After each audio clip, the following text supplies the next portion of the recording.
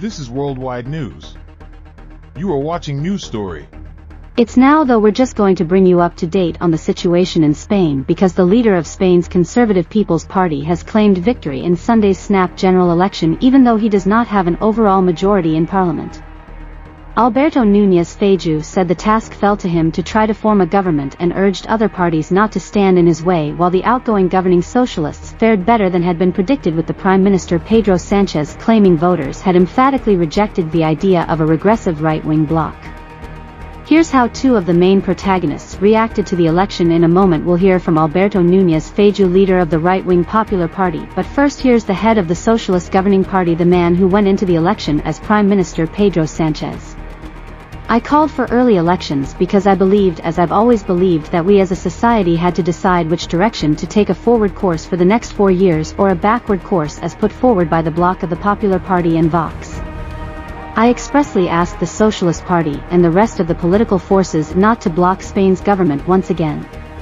We have won the elections and we deserve to try to form a government, as has always happened in Spanish democracy. Let's go live now to our correspondent Guy Hedgecoe, who's following all the developments in Madrid. Hi guys, so where does this result leave the country? Well, it leaves the country apparently in limbo, because it looks as if the Conservative candidate will not be able to form a majority with the far-right Vox party, which the polls had suggested he would be able to go into this election, but that doesn't look possible now. If he can't, then it falls to the Prime Minister, the socialist Pedro Sánchez, to try and form a government. It looks like he might have slightly more chance of doing that if he can persuade all sorts of different nationalist parties in Catalonia and the Basque country to support him, but again it looks very difficult. But at the moment the most probable outcome of all this is that we may have several months of limbo followed by a repeat election. That's not new for Spain. We had that back in 2015 where there was an inconclusive election, and again in 2019 as well.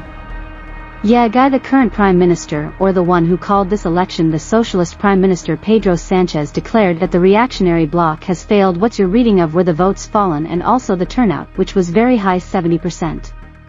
Well, it was a high turnout, especially when you take into account that this is the first election that's taken place in Spain in the middle of summer, and a lot of people were wondering if that might put people off voting, be away on their holidays and so on, and that could cause problems there. But actually there was quite a big turnout and many people were expecting the socialists to perform poorly. They performed quite poorly in local elections in May, and I think what happened was that Mr. Sánchez managed to mobilize the left, his own voters, and he managed to mobilize them in great part by warning about the possibility of a right-wing government. We heard him talking there about what he feared. He feared a reactionary right-wing government leading the country for the next 4 years, and it said he was telling voters to turn out to stop that, and it seems as if many left-wing voters did respond to that call.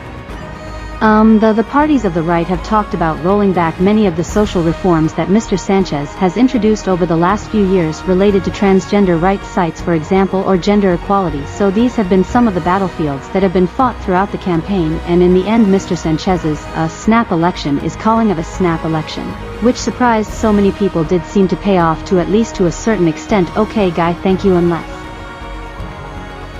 subscribe and stay tuned on Worldwide News Channel.